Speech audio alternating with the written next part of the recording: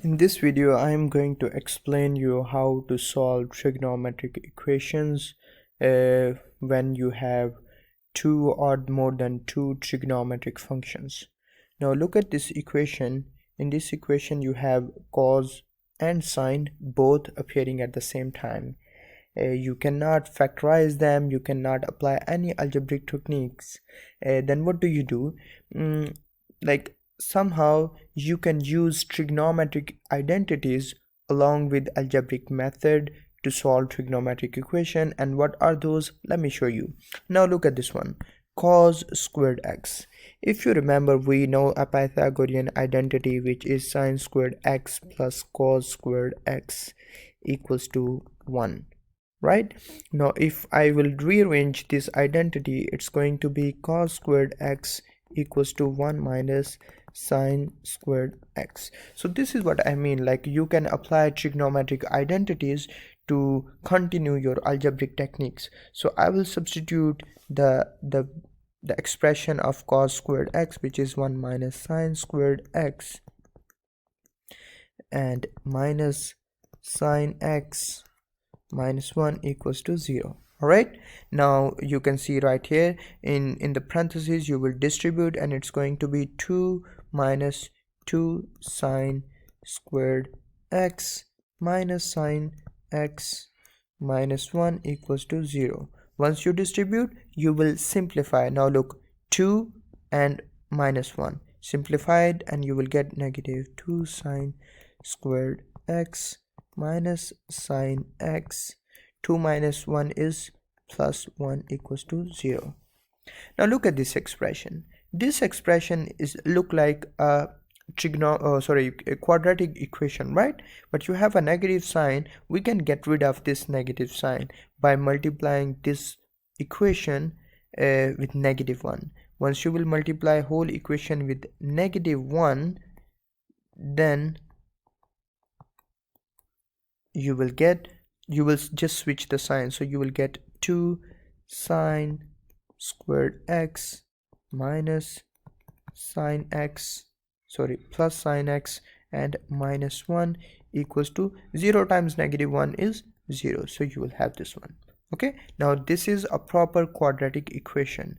Now whenever you have a quadratic equation, we can apply factorization method, right? And what is factorization method? Factorization method is when you add two numbers, you guess two numbers, when you add them you should get middle term. So middle term is like coefficient of a middle term, which is 1 right here, correct? And if you multiply those same numbers, you should get 2 times negative 1, which is negative 2, right? So those two numbers are 2 and then plus negative 1. Now 2 plus negative 1 is 1, correct? And same these two numbers, if you multiply them, you should get these negative 2, which is negative 1. So these two numbers are correct. Okay, now I am going to simplify this equation with the proper factorization method. I'm not skipping any step, I'm not doing grouping. Okay, so what do you do with the proper factorization method? You keep the first term, 2 sine squared x, middle term you split into according to these two numbers. Okay, so these two numbers are 1 and negative 2, right? So plus 1 sine x, you don't have to write 1, but I'm just writing so you can understand, 1 sine x, and minus 2 sine x minus 1 equals to 0. Okay, now what is common factor in first two terms and the last two terms? Okay, we are going to write the common factor. In first two terms, the common factor is sine x. Okay, once you will take sine x as a common factor, you will left with 2 sine x plus 1, because sine x is a common factor. In these two terms, what is common factor? If nothing is common factor, you can take negative 1 as a common factor. So negative 1 as a common factor, you will be left with 2 sine x. Once you take negative as a common factor, you will left with, you switch the sign, +1. Clear? Now look, here you have two terms. Okay, now in these two terms, what is common factor? Look at over here, one term, another term.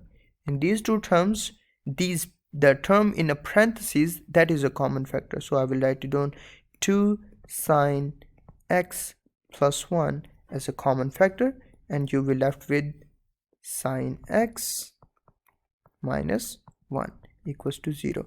Now this is your zero order property. You will make this term equals to 0, this term equal to 0. Okay, so when you will make them equals to 0, you will have 2 sine x plus 1 equals to 0, and then on the other side you have sine x minus 1 equals to 0.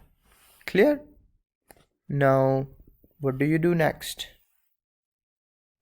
Okay, this here you will get sine x equals to 1, and you will take sine inverse to get the value of x.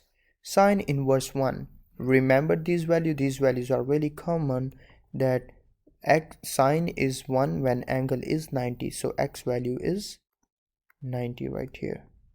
Okay, and now over here, here you get sine x equals to -1/2, and x equals to sine inverse -1/2. Now look at over here.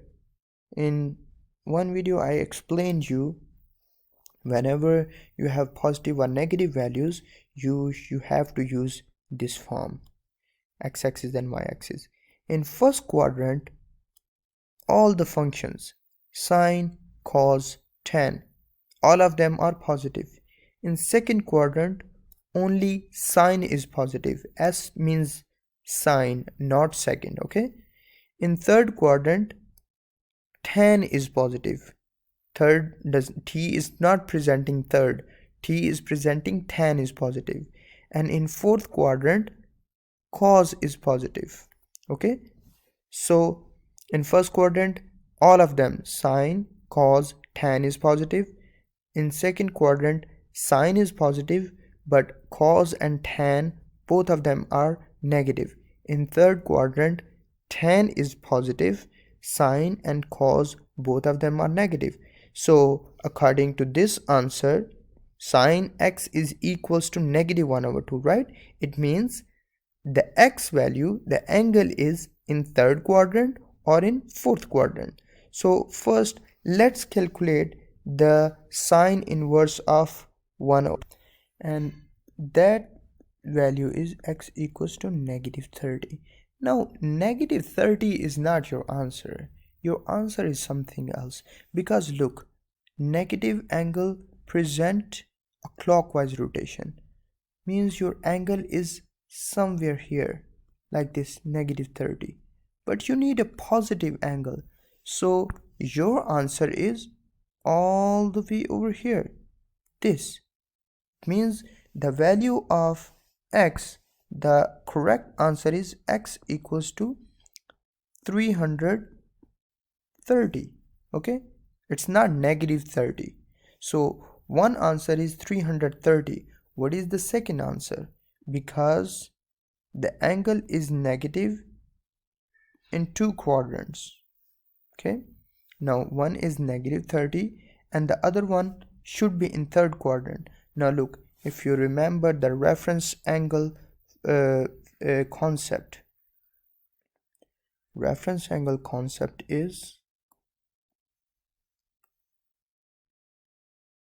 if the angle is, let's say 30 right here, okay, positive 30, the reflection of this will be, wait a minute, reflection of this angle is over here,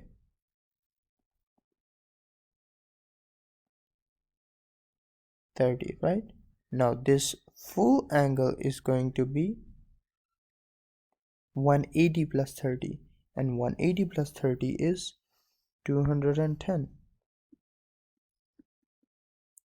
That is the other value of this x. And if you want to write in what do you say, in negative angle form, like first angle you wrote x equals to negative 30, then the other thing that you can do is you can you can write it down in negative form also. Like you can write it down here that your second negative value is negative 150, because 210 minus 360 is negative 150, so you can write it on this way. So these are your x values, or these are your x values. To check your answer, find sine 330. Your answer will be equals to negative 1 over 2. Okay, and find sine 210. Again your answer will be equal to negative 1 over 2. Okay, so these are the check. Same thing will work for these two values. Okay, one more thing, maybe you have a question like, here we figure out on the left side equation, here we figure out what are the two different x values of sine, but why not for this one?